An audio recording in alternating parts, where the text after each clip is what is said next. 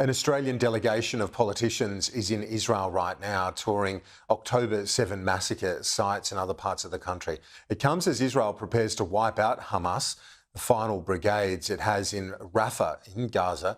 Earlier, I caught up with the Shadow Home Affairs Minister James Paterson, who is in Jerusalem.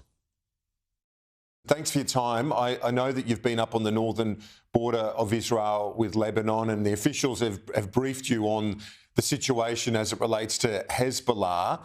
How risky is the situation now that will spread into an open and all-out conflict on the northern border as well?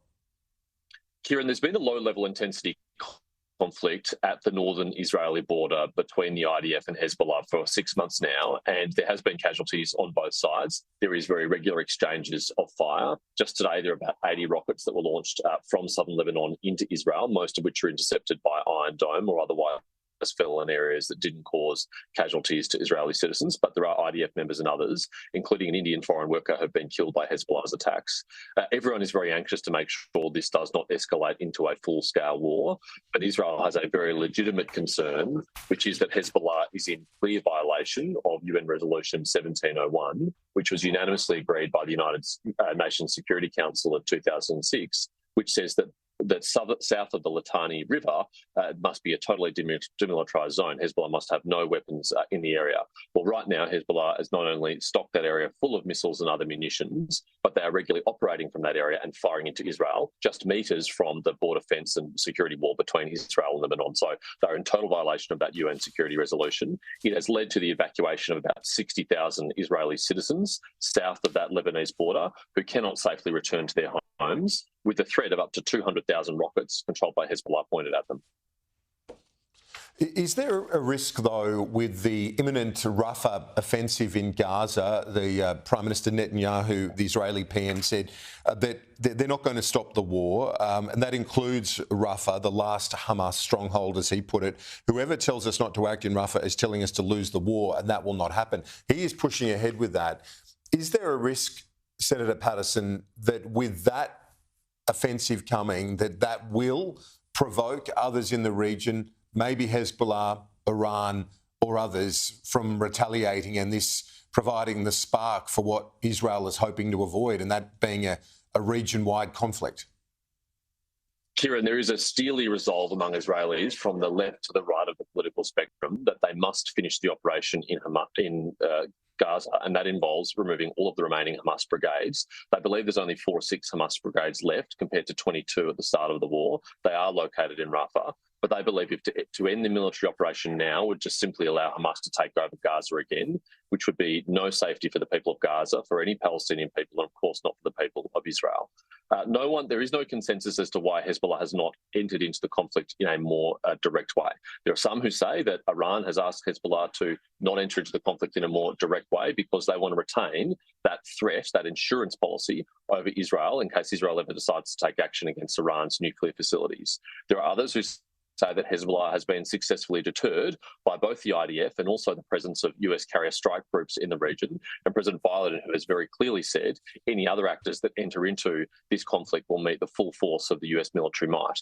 But either way, it's very important that this issue is resolved. It can either be resolved through conflict or it can be resolved diplomatically. And it should be resolved by Hezbollah complying with that 2006 UN resolution. It should be enforced by the international community. There are UN peacekeepers and monitors in the region right now, but they have not been able to successfully stop Hezbollah from rearming in that region.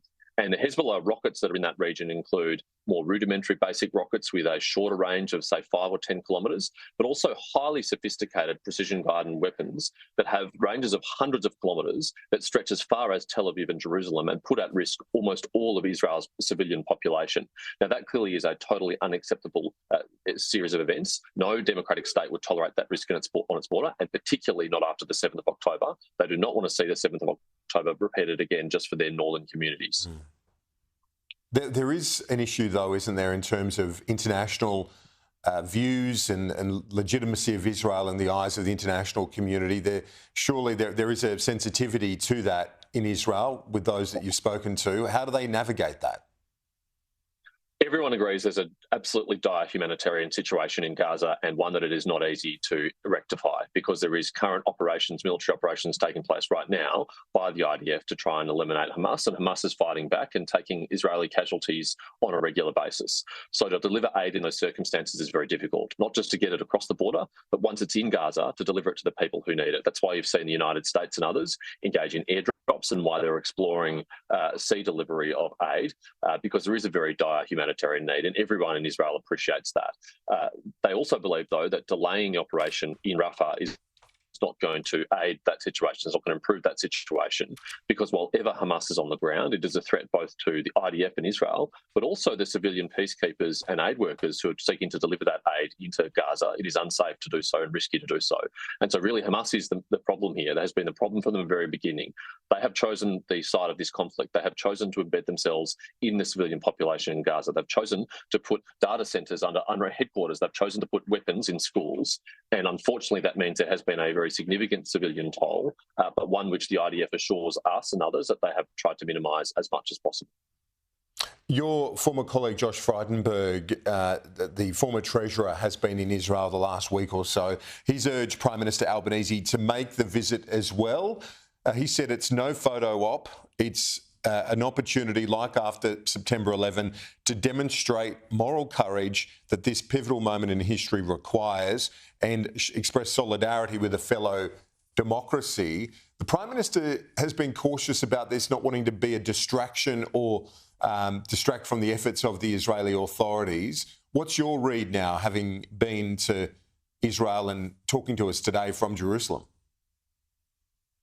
Kieran, it's a great source of disappointment for the Australian Jewish community that the Prime Minister has not yet made the effort to come here.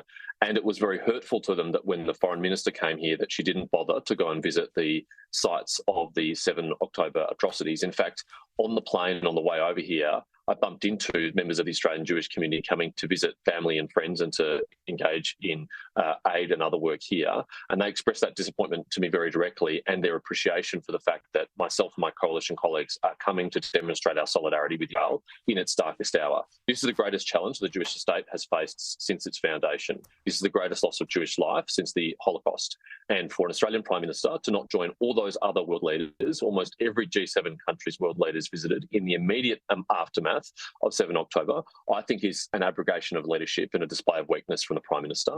I fear it is because he would fear a domestic political backlash, but that is not leadership. Leadership is doing the right thing. Leadership is standing up for our values, standing up for our interests, and the Prime Minister should come here at the earliest opportunity.